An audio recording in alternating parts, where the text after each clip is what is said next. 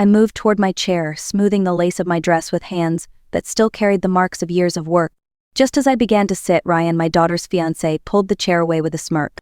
My body hit the polished floor, the sound echoing through the hushed reception hall. Laughter broke out from a few guests who thought it was a harmless joke. Ryan's voice sliced through the air, dripping with cruelty. "Your place is on the floor," he said, as if humiliating me was part of the ceremony. I froze for a moment, the sting of embarrassment hotter than the ache in my hip. My daughter, Emily, gasped, rushing toward me, her wedding gown flowing like a wave of innocence against the sharp cruelty on display. My heart clenched at the thought that this was the man she had chosen to share her life with. Guests whispered, unsure whether to intervene or stay quiet. Some averted their eyes, unwilling to step into the storm. I steadied myself, rising slowly, refusing to let him see me broken. My dignity, though bruised, remained intact. And then, something unexpected happened. The sound of footsteps approached with measured authority. A tall man with gray at his temples and a posture that betrayed years of discipline stood from a nearby table. His eyes locked on mine, widening in shock, as if he had seen a ghost from a past he could never forget. His voice trembled, but carried across the silent crowd. "Ma'am," he whispered, "is that really you?" I stared at him, recognition flickering like a candle in a draft. The groom's father, Colonel David Hale, stood before me with reverence in his eyes. Around us, the room grew quieter still, as if every heartbeat waited for his next words. Ryan shifted uneasily, his smirk faltering as confusion spread across his face. Emily looked between us, bewildered, her hand clutching mine. The laughter had died, replaced by anticipation. Something was about to change, something none of them expected. "My name is Margaret Lane, and for 56 years I have lived a life built on quiet resilience." Most people in that lavish wedding hall only saw a middle-aged woman in a simple lace dress. They didn't know the roads I had walked, the battles I had fought, or the sacrifices I had made for the young woman standing at the altar that day, my daughter, Emily.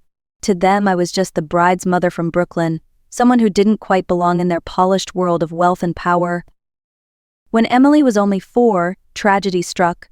My husband, Daniel, passed away suddenly from a heart condition we never saw coming. In one night, I became both mother and father, breadwinner and comforter. The weight was crushing at first, but looking into Emily's eyes, I knew surrender was never an option. I picked up extra shifts as a nurse, sometimes working nights in the emergency room and mornings at a community clinic. Sleep became a luxury, but Emily's laughter was my fuel. I told myself that if she could grow up never doubting she was loved, then every sacrifice would be worth it. Our neighborhood was modest, filled with teachers, firefighters, and shopkeepers who looked out for one another. It wasn't glamorous, but it was home. Emily grew up playing hopscotch on cracked sidewalks and helping me carry groceries up 2 flights of stairs. At Christmas, our neighbors strung lights across the row houses, and we all gathered for potluck dinners that had more heart than elegance. Those simple moments stitched our lives together. And though I sometimes wished I could give Emily more money, more ease, more opportunities, she never once made me feel lacking. Instead, she would wrap her little arms around me and say, "Mom, we have everything we need." As Emily grew older, I encouraged her independence. She was strong-willed, bright, and endlessly curious. In high school, she poured herself into art and design. I still remember the night she stayed up past midnight, sketching patterns at the kitchen table, her head bent over a notebook while I brewed another pot of coffee to keep her company. "Someday, Mom," she whispered, "I'll make you proud." She never understood that I already was. College brought new challenges. I sold Daniel's old truck and took out loans to make sure she could attend a good university.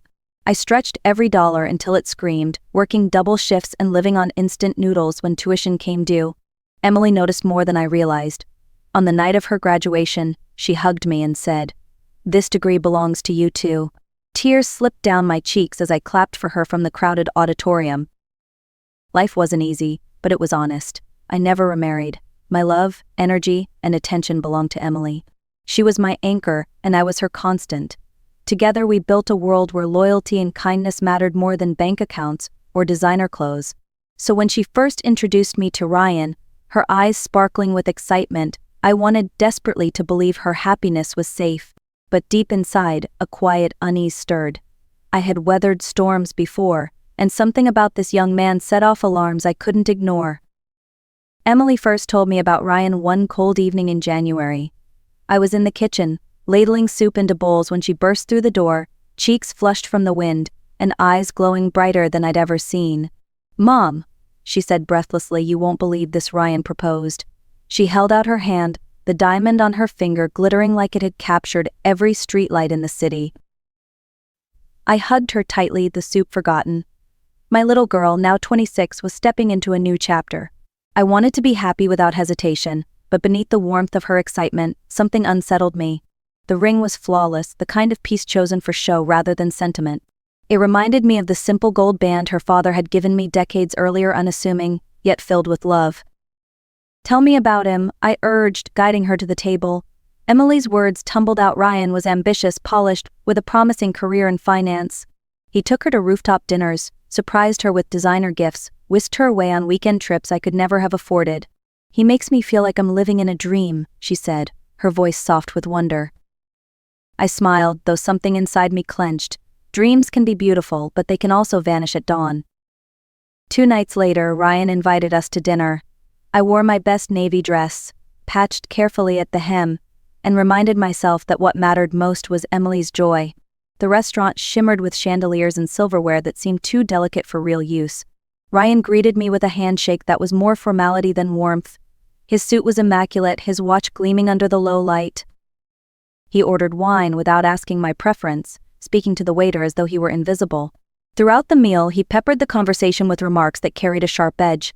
"Emily tells me you've worked as a nurse for many years," he said, his smile polite but thin. "That must be rewarding." The pause before rewarding suggested something else entirely, something dismissive. I kept my voice calm. "It is. I've seen lives saved, families comforted. It has meaning." He nodded, but his eyes were already elsewhere. When the check arrived, he slid it toward me with deliberate slowness. "Tradition says the bride's family covers occasions like this," he remarked, his tone light yet loaded. My stomach tightened. The total was more than I spent on groceries in a month. Emily began to protest, but I stopped her. With steady hands, I placed my card on the tray. Ryan leaned back, satisfied. "I appreciate someone who respects old customs," he said, as if I had passed a test. That night, as I walked home beneath the flickering street lamps, unease spread through me like a chill I couldn't shake. I wanted to believe Emily's future was bright, but the shadow Ryan cast was already too long. In the days that followed, I tried to push aside my doubts. Emily was glowing, eager to talk about flower arrangements and dress fittings, her excitement bubbling like a song she couldn't stop singing. I listened, smiled, and nodded, but deep down a storm was building. Every parent knows the difference between nerves and true danger, and something about Ryan's polished smile set my instincts on edge. Late one night, while Emily was asleep in her old bedroom during a weekend visit, I sat at the kitchen table with my laptop. The screen hummed to life, and with a few clicks I found Ryan's social media accounts.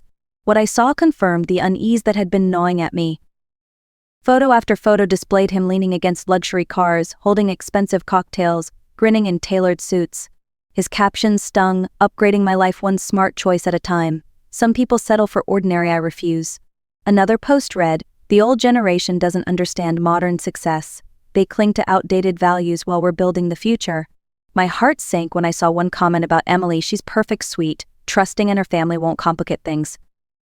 Family won't complicate things. The words burned like acid. To him, we weren't people, just details in a transaction.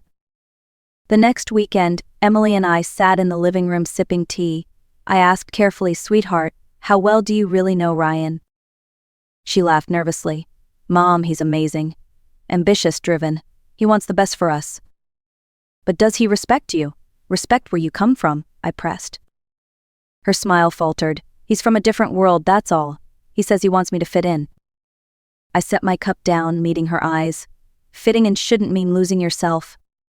Emily grew quiet, staring at her ring. "Maybe you're reading too much into it. He's never been unkind to me."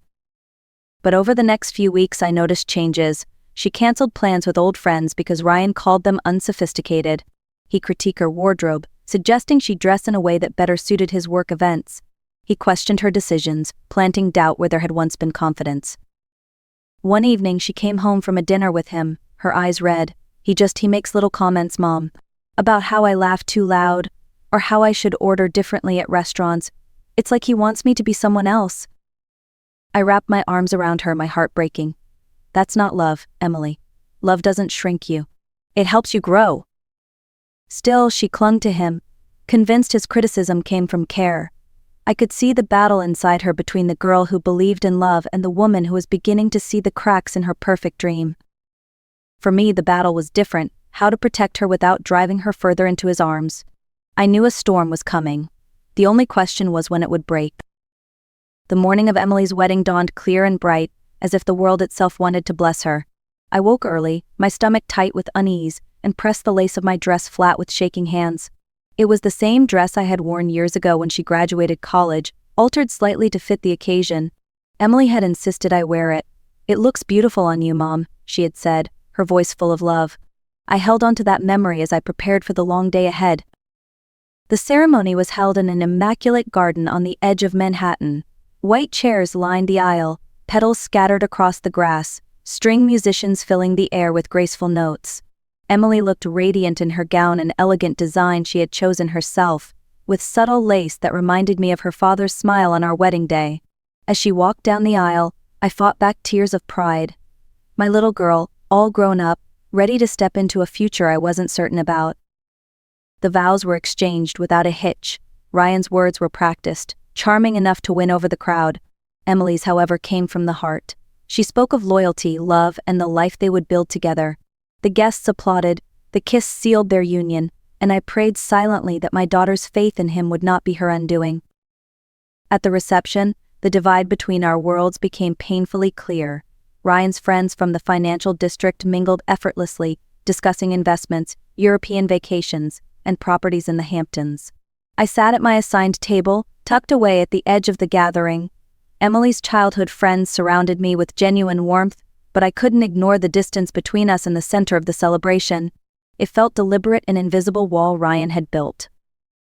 When dinner was announced, I approached the table where Emily and Ryan sat, determined to support her despite my discomfort. That was when it happened. I placed my hand on the back of a chair and began to lower myself into it. Suddenly, the chair was yanked away. My body hit the polished floor with a thud, pain shooting through my side. For a moment, the entire hall froze. Gas escaped lips, silverware clattered against plates, and then laughter. A few guests chuckled, assuming it was some harmless joke. Ryan stood above me, his smile sharp and cruel. "Maybe the floor is where you belong," he said, his voice carrying across the hushed hall. Heat rushed to my face. My dignity felt stripped away as dozens of eyes bore into me. Emily's scream broke through the silence. "Ryan," she cried, rushing to my side, her gown brushing against the floor as she knelt to help me up. My heart ached not from the fall, but from the realization that this man had deliberately humiliated me on her most important day. I steadied myself, rising with as much grace as I could muster. I would not give him the satisfaction of seeing me broken. Guests whispered in confusion, their earlier laughter fading into discomfort. Some turned away, unwilling to confront the ugliness they had just witnessed. And then came the sound that changed everything. Footsteps measured, authoritative, crossed the reception. A tall man with gray at his temples and a soldier's bearing moved forward. His eyes locked on mine, widening with recognition that seemed to reach across decades. "Ma'am," he whispered, voice breaking through the silence, "is that really you?" It was Colonel David Hale, Ryan's father, fresh from a delayed flight. His wife, Nancy, hovered behind him, her eyes darting from me to her son. David's gaze never left my face. In an instant, the humiliation I had endured transformed into something else entirely. The guests looked from him to me, confusion shifting into anticipation. Ryan's smirk faltered, his confidence cracking. Emily clutched my arm, bewildered. I met David's gaze, a flicker of recognition stirring in my chest. Memories of a desert night, of chaos, of choices made under fire, threatened to surface. Around us, the reception held its breath. In that charged silence, I knew everything was about to change, not just for me, but for my daughter, and for the man who had just revealed his true character to the world. David's voice carried with the weight of command, silencing every murmur in the garden. "Ladies and gentlemen," he said, his tone steady yet filled with emotion. "You see this woman standing here? This is Margaret Lane. 20 years ago, in a place far from here, she saved my life." The words rippled through the crowd like a shockwave. People turned in their chairs, forks paused midair, conversations halted. Even the string quartet lowered their instruments. Emily's hand tightened around mine, her wide eyes fixed on David. He continued, his voice unshakable. It was April of 2003. Our unit was ambushed during a night patrol outside Fallujah. I was hit, pinned down, bleeding badly. Most people would have sought cover, would have waited for backup. But not her. Margaret, then a combat nurse, ran into gunfire, lifted me from the ground, and carried me nearly 300 yards to safety. Gasps filled the air. I felt my face flush, not from shame but from the uncomfortable spotlight. I had never told Emily this part of my past. To her, I was just her mother, the woman who packed her lunches, who worked night shifts, who saved every penny for her future. David's eyes glistened as he placed a trembling hand on my shoulder. I recommended her for the Silver Star. Without her courage, I wouldn't be here today. Without her, I wouldn't have had the chance to raise my son, to see this day. This woman is a hero. Every eye in the room swung toward Ryan. His smirk had vanished, his face pale, lips pressed into a thin line. The weight of his cruelty hung in the air, now contrasted against the truth of who I was. The very woman he mocked as unworthy had once risked her life for his father. Emily's tears spilled over. "Mom," she whispered, "why didn't you ever tell me?" I swallowed hard. Because doing the right thing doesn't need an audience. Around us, guests began to murmur again, this time in awe rather than disdain. Respect replaced ridicule. The balance of power in the room had shifted, and Ryan could feel it slipping through his fingers. His arrogance, once his armor, now left him exposed. Emily stood rooted beside me, her tears shining in the soft garden light. Around us, the silence stretched, pressing against Ryan like a weight he could no longer shrug off. His father's revelation had stripped him of the smug superiority he wore like a second skin. For the first time, he looked small-cornered by truth. "Ryan," Emily's voice trembled but carried strength, "you humiliated my mother. You tried to make her feel less, when she is the reason your father is alive today." Ryan opened his mouth but no excuses came. The crowd's eyes pinned him in place. I took a deep breath and turned toward him. "Respect," I said evenly, my voice reaching every ear in the garden, "is not about money or titles. It is about how you treat the people you claim to love. Tonight, you showed everyone who you really are." The guests murmured their agreement. Aunt Ruth from my table dabbed her eyes with a napkin, while several of Ryan's colleagues looked at him with open disgust. His carefully constructed image was collapsing, and nothing he said could rebuild it in that moment. Emily reached for my hand, her grip firm and certain. "Mom is right," she said, her gaze locked on Ryan. "Love isn't about power. It's about partnership. And I refuse to spend my life with someone who confuses control for care." Her words struck harder than any reprimand I could have given. Ryan's face drained of color, his posture stiff. He looked from Emily to his father, who stood silently, disappointment etched into every line of his face. David finally spoke, his voice quiet but firm.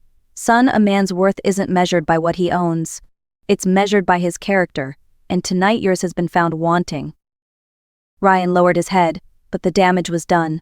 Emily turned fully toward me, tears spilling freely now, and whispered, "Thank you for showing me the truth, Mom." I wrapped my arms around her, my heart swelling with both sorrow and relief. For years I had promised myself I would protect her, no matter the cost. That night she protected herself too, choosing dignity over illusion. As we embraced, the applause began tentative at first, then rising until it filled the garden. It wasn't for me alone. It was for every parent who had ever stood their ground, for every child who found the strength to walk away from what wasn't love. The night ended not with the fairy tale Emily had once imagined, but with something far more valuable: clarity. As we walked out of the reception together, her arm linked through mine, I felt a quiet strength settle over us. The lights of Manhattan shimmered in the distance, but I no longer feared the shadow Ryan had cast. My daughter had chosen her own dignity over the empty promises of a man who mistook arrogance for love. Life has a way of revealing character in the moments we least expect. Respect cannot be bought, and love cannot thrive without it. I had spent years believing my role was only to protect Emily, but that night she proved she had learned how to protect herself too. That is the legacy of a parent, not just to shield our children, but to raise them strong enough to stand tall when tested. If you take anything from my story, let it be this: true love lifts you higher, it never pushes you down. And if you've ever been made to feel small, remember you deserve better. Please like this video, share it with someone who needs to hear it, and comment below with